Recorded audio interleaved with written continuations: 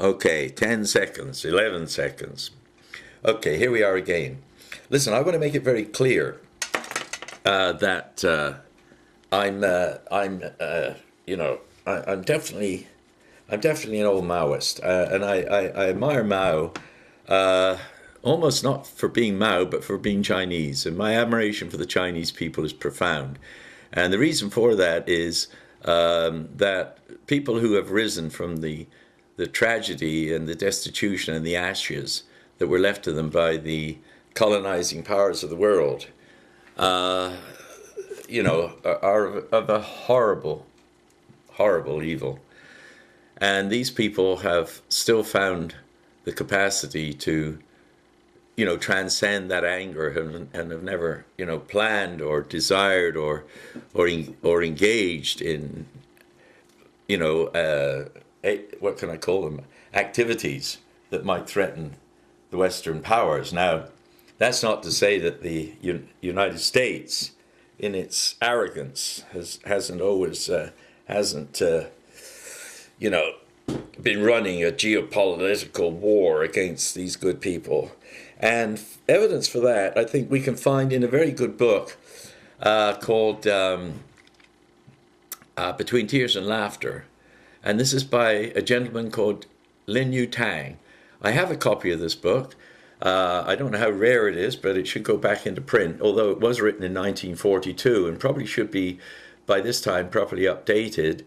But that gentleman then in 1942 really told us the way the hegemony of the world was being manipulated, and how this pseudoscience, this pseudo-academia of geopolitics, led by a man called Spike Man in the United States, in the Ivy Leagues, these people that began to think they were God and began to think that they could use the power of the people of the United States and the industrial might of the United States to conquer the world and to show the British how it could be done.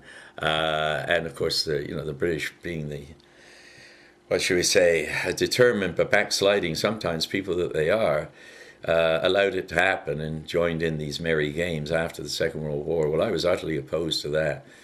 And so were my dad, and so was the Admiral, and so were a great many people at that time.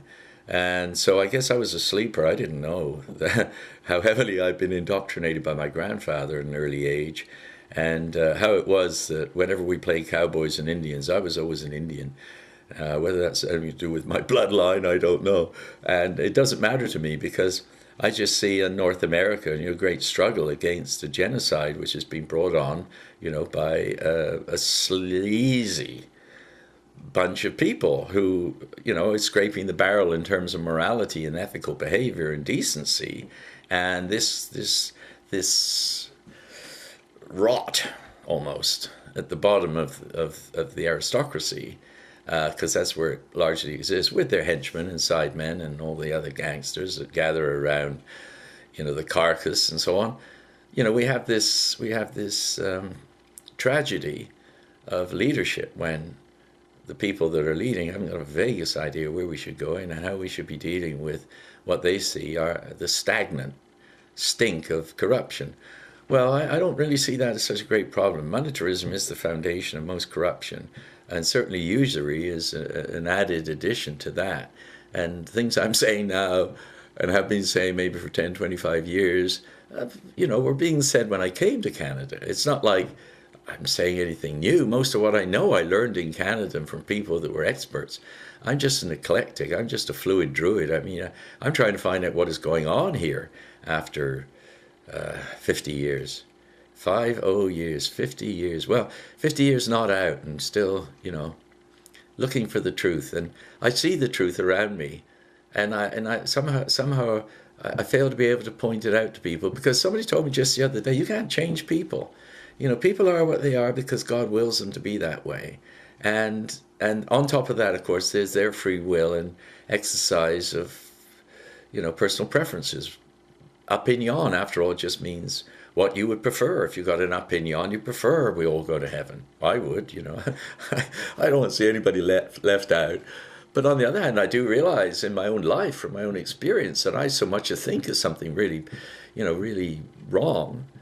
what I would call wrong, and it was morally unacceptable or a dirty thought or something, I'll bang my toe or hit my head or, trip over or get a cold or, in other words, the more ethically and morally and aesthetically even, I guess is the word.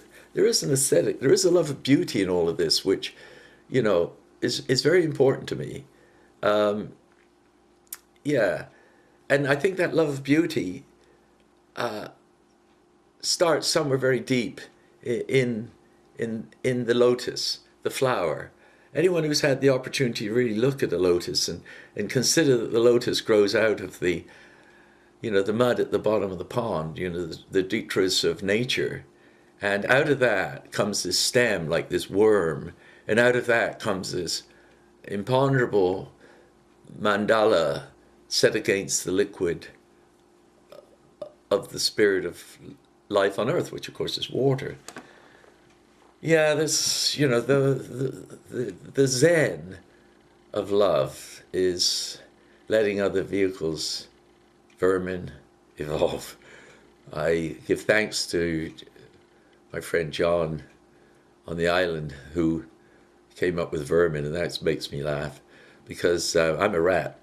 In the Chinese year, I'm a rat. I was born in 36. We rats are, and I can say we rats because I am a rat, and therefore we're like all rats.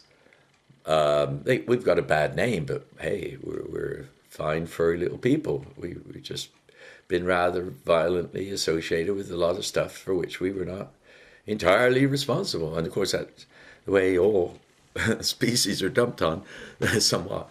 However, back to the value of the concept of the relationship to the rat. The rat, of course, is one of the servants of Lord Krishna, and is often pictured with Lord Krishna. My friend Ashok Sarkar Fakir was a wonderful teacher and friend for me for 35 years. I was a poor student, and I'm a lazy student, and I don't learn fast, and I'm always open, but there's something in me where what I hear comes in one ear and out the other, or sometimes it comes in one ear, down the leg, across the ground, up the other leg, and out the other ear, and that I don't forget. And those are the kind of truths I believe we have to begin to share with one another.